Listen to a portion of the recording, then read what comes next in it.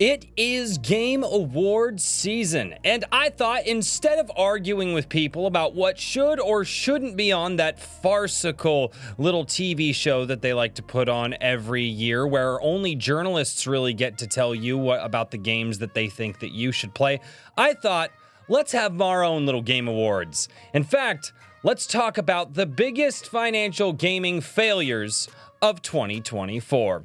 That's right, ladies and gentlemen, let's talk about something that I think we can all agree on until the very end, where I tell you guys to comment down below with your 2024 biggest gaming failure, because you should do that. But ladies and gentlemen, I think I've put together a crack list of some of the funniest failures this year, and they're going to be funny. But ladies and gentlemen, without any further ado, let's get into the 6 nominated awards. I figure if there's only 6 spots for the Game Awards, there might as well only be 6 spots for what? The failies? What are we going to call this? Let me know down below. And the first game up in the nomination is Unknown 9 Awakening. Unknown 9 Awakening, I did try to find the exact number that this game was developed for. It came out earlier this year from a studio that's doing layoffs right now. Their name, not really that important, but they are absolutely getting laid off. A lot of people. For reasons that I don't quite know. But the best that I could find was a Reddit post where they said that it was possibly $160 million to put this game together, and yet the game, as of right now, today, only seems to have roughly 285 peak players. Boy, that's really bad. And that's why it has the #1 spot on this year's Failies. What are we going to call this? Failies? Is that a word? I don't know. Next up, this is a new game to hit the market, and it's very recent, and it's making headlines everywhere. In fact, you have YouTube channels covering the epic downfall of this, and that is Lego Horizon Adventure. That's right. Everyone's favorite redheaded hero, Aloy. Boy, that doesn't roll off the tongue very well. Sony's most forced female character, Aloy, is back in a Lego adventure. And ladies and gentlemen, this game was made for approximately nobody. Because let's absolutely face it, we took a game that came out 10 years ago, turned it into a Lego game for kids that weren't even born then, and then asked them if they knew about it. I'm going to be really honest with you. Most of the people who probably played Horizon the first time around probably don't even have kids right now, and they thought a Lego game. Sony seems so apt to want to make Aloy the next big... I mean, because, you know, Kratos just can't carry the Sony brand.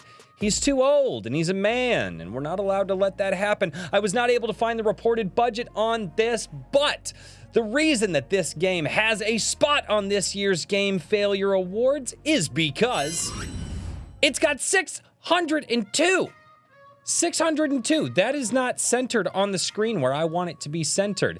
602 all-time peak concurrent players. That is absolutely terrible. That is absolutely terrible, and definitely earns it a spot #5 in this year's Game Failies. What are we going to call this? I need something better than Failies. I'm going to keep saying Failies until the end of this, until I read your comments.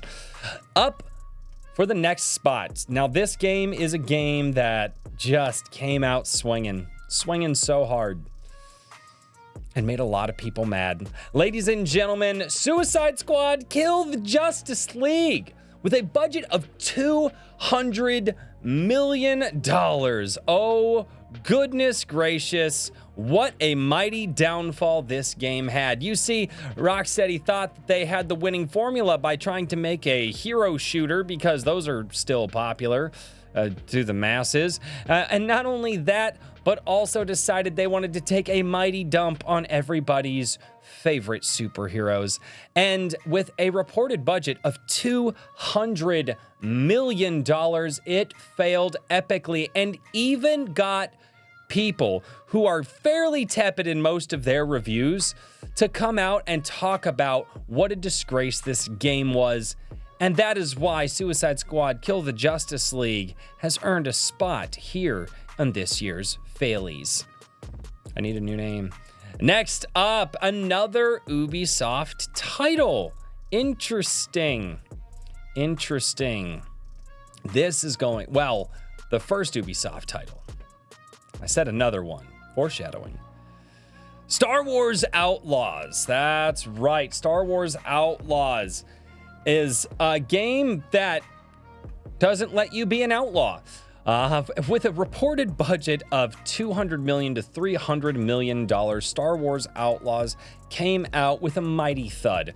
Most people said that the gameplay was maybe okay at best if it functioned properly, but they believe in this game so much that they came out and they decided to update it and make it work. My guess is that's probably a Disney thing. Disney's probably like, hey, you made our game look bad. You need to make it look good before you're done with it.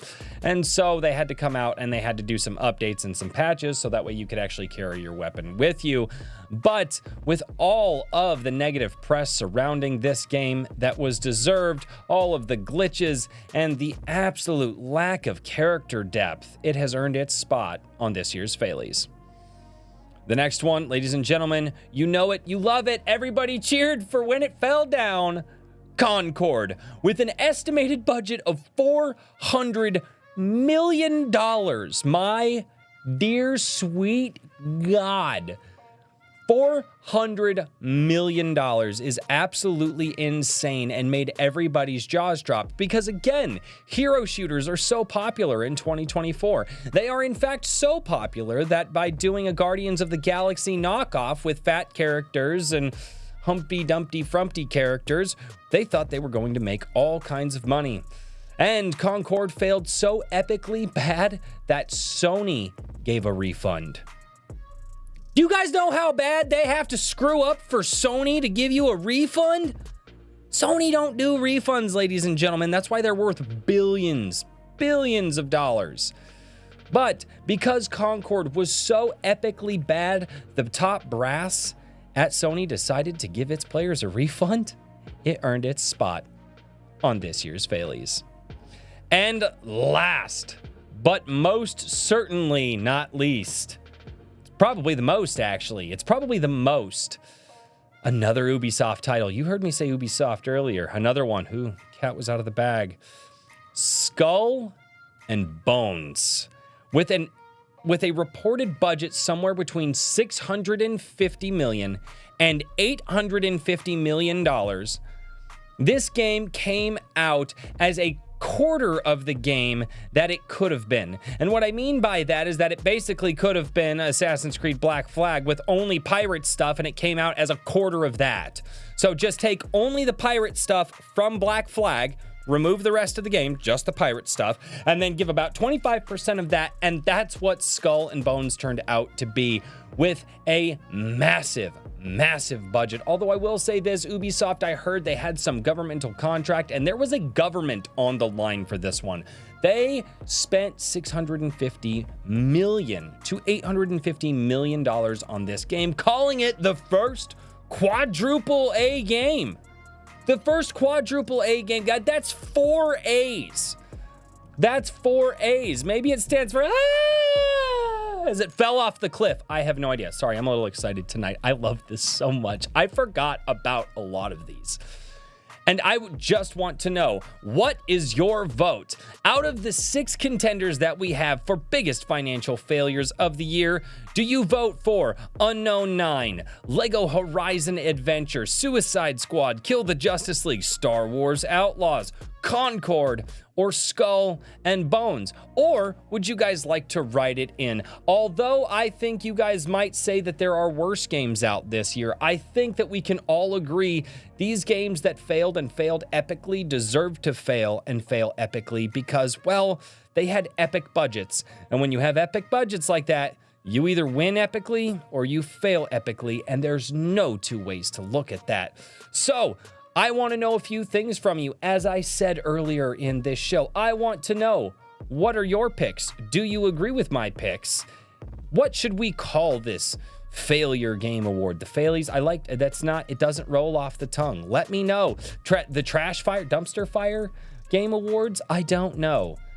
What would you guys call the biggest, specifically this award? I think this is the biggest financial flops of 2024.